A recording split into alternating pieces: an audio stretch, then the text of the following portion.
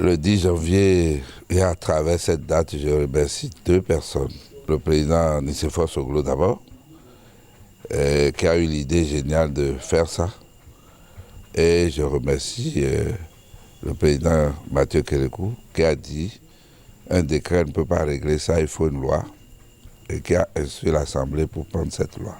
Je suis très heureux que cela se soit passé comme cela s'est passé. La signification donc pour moi elle est très grande.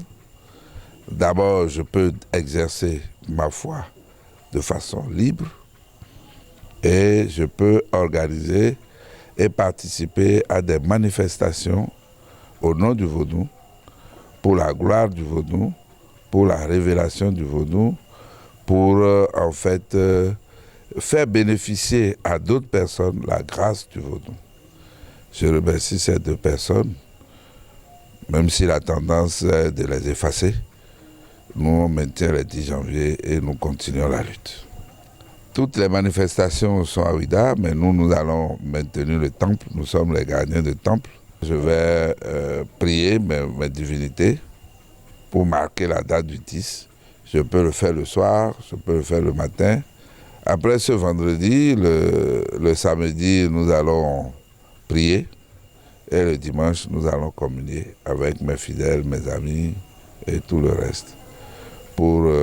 Puisque on nous permet de rentrer dans un week-end, nous allons en profiter pour faire tout le reste.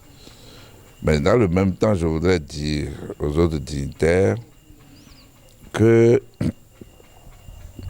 les gens qui organisent les Vodou Days ne connaissent rien au vaudou.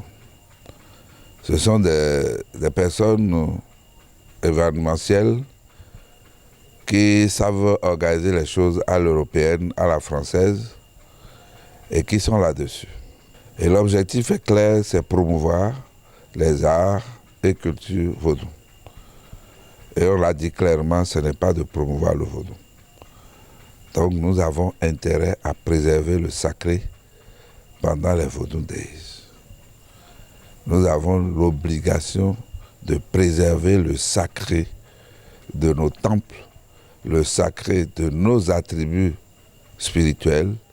Nous avons l'obligation de préserver le sacré autour de nous.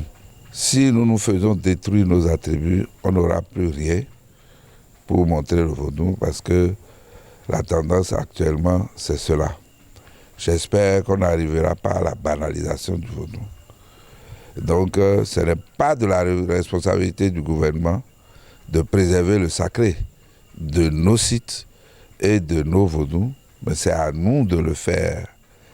Quand on nous demande une chose qui n'est pas faisable, nous devons avoir le courage de dire ça ne se fait pas comme ça, pour préserver notre sacré et faire ce qui est possible. Moi, je vous le garantis, je vous le promets, je ne sortirai jamais mon gavergou pour aller faire une quelconque procession. Si quelqu'un est prêt à le faire, moi je vais le suivre. Parce que c'est l'élément le plus sacré visible que nous avons. Et nous allons traverser des femmes qui sont en menstruation, des femmes qui sont allées commettre l'adultère. On va les traverser avec ces attributs sacrés et on va revenir les interroger, ils ne vont plus répondre. Il va falloir que nous fassions encore d'autres rituels pour les réveiller lorsque c'est possible de le faire. Le gouvernement n'a aucune responsabilité. J'ai écouté le directeur du projet de Vodou Days. Le sacré ne les intéresse pas. Et c'est normal, ils l'ont dit depuis. C'est nous qui devons préserver le sacré.